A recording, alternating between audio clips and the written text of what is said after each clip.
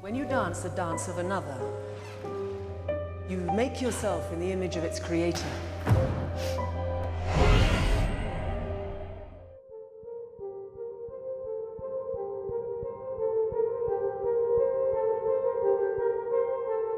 In this video, we will be taking a look at writer-director Luca Guadagnino's 2018 remake of Suspiria, where young American dancer Susie, played by Dakota Johnson, joins a renowned dance company in Berlin during the 1970s. However, the pristine company is not all that it seems. When Susie is quickly selected as lead dancer, the woman she replaces, Patricia, breaks down and accuses the company of witchcraft. Despite following the same plot as Argento's 1977 classic, the remake provides an incredibly different experience.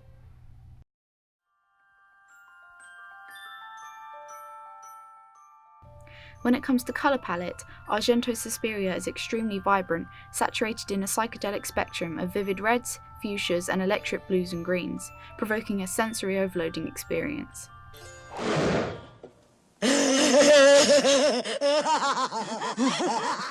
This is highly complimentary of the techno-synth soundtrack performed by the progressive rock band Goblin. However, Guadagnino decided to go in the complete opposite direction and pursue a dull, muted colour palette. The use of beige and grey tones in addition to some very miserable lighting creates a colder and bleaker environment, amplifying the perilous tensions of the Cold War transpiring just outside of the Academy. In contrast to the original's electronic soundtrack, the remake has a considerably melancholic score, featuring Radiohead's Tom York.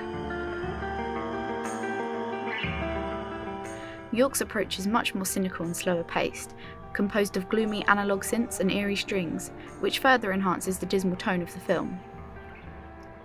Despite the colour palette and score being vastly different, some of the camera work in the remake, such as the snap zooms and the use of split diopter lenses, are very reminiscent of the camera work in fashion during the 1970s.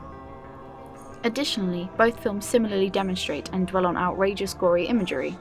Although, due to the fleshy colour palette and enhanced practical effects, the remake has a much more authentic and convincing feel.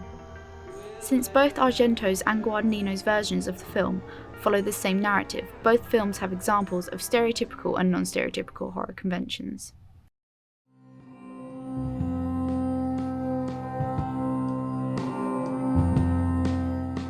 Argento's Suspiria follows typical tropes such as the use of the colour red to indicate blood and danger, and the gothic expressionist slasher subgenre, which was a very common horror subgenre in the 1970s. Guadagnino's remake similarly uses the colour red, but instead to illustrate the underlying motif of catharsis, shifting from dull earth tones to a dominating blood red, foreshadowing the ruthless, violent carnage to come. Additionally, both films follow the same themes of the supernatural and witchcraft, and have a main antagonist and body of evil, this being the gruesome and repulsive Helena Marcos, founder of the dance company, whose ultimate goal is to use Susie's body as a host in her next ritual. Some aspects of the films are incredibly unique and stray away from the horror conventions completely. Both films have incredibly powerful, dominant female villains, where usually female characters in horror are constricted to damsels in distress or victims. This is even more prominent in the Guadagnino's female-driven remake, as our male lead, Dr. Klemperer, is a vulnerable old man and finds himself subject to the horrors of the female coven, whilst investigating Patricia's disturbing accusations. There's more in that building than what you can see, Doctor. Which brings me on to my next point.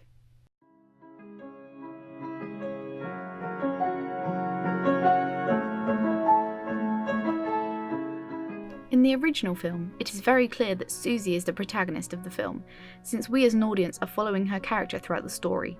However, in the remake, it's in fact Dr. Klemperer whose character we sympathise with and follow closely.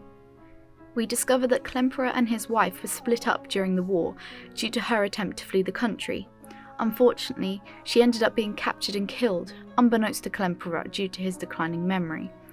As a result, he is left vulnerable with feelings of anguish and remorse, inevitably invoking empathy for his character. On the other hand, Susie's character, initially depicted as an innocent, naive heroine being led to her demise, takes a drastic turn when she reveals that she is in fact Mother Suspiriorum, the most powerful witch of them all, with the powers to call upon death herself. Mother, Suspiria, I am she. With this ability, she brutally wipes out everyone who conspired to steal her seat of power. This leaves her protagonist status in a moral grey area, since she is no longer an innocuous dreamer in need of rescue. She brings gruesome death upon her enemies, the allies of Helena Marcos, yet she is made out to be a beacon of womanhood. Generally speaking, the remake approaches gender and representation of gender in a particularly intricate and assorted fashion, due to its male empathising roles, yet predominantly female casting and presence of female empowerment. Guadagnino often collaborates with actress Tilda Swinton, who is known widely for her androgynous presence and flourishing in her approach towards identity, from art pieces to experimental film. Swinton was subjected to 3 hours worth of prosthetic makeup, giving her the appearance of an 82-year-old man, making her completely unrecognisable. You are living with dangerous people. She executed the masculine role spectacularly and managed to completely juxtapose Klemperer with Madame Blanc in terms of character traits and visual representation. Swinton also took on the role of the monstrous Helena Marcos, showing her extraordinary ability to take on 3 complex characters of different genders and ages in a single production.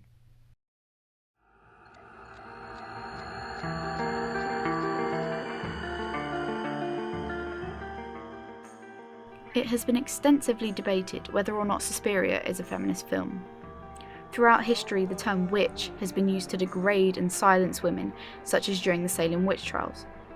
But over time, the term has been reclaimed and nowadays has very feminist connotations.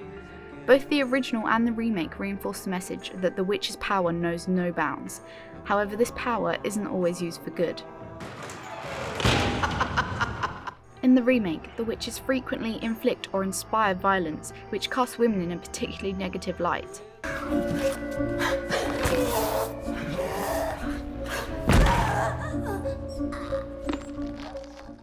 Whereas in the original, the film concludes with Susie escaping the academy and acting in self-defense, rather than going on a ferocious rampage in order to claim the superior title of Grand High Witch. Additionally, some critics suggest the remake depicts unintentional notions of misogyny due to the film's violent objectification of women's bodies through nudity and grotesque contortion. It is agreed that the complexity of the remake lies within Klemperer's story, revolving more around the pains of a man and not so much an ode to womanhood. Yet, in the original Suspiria, despite lack of character development and narrative, the refreshing style and diversity in female and male characters makes it more feminist overall.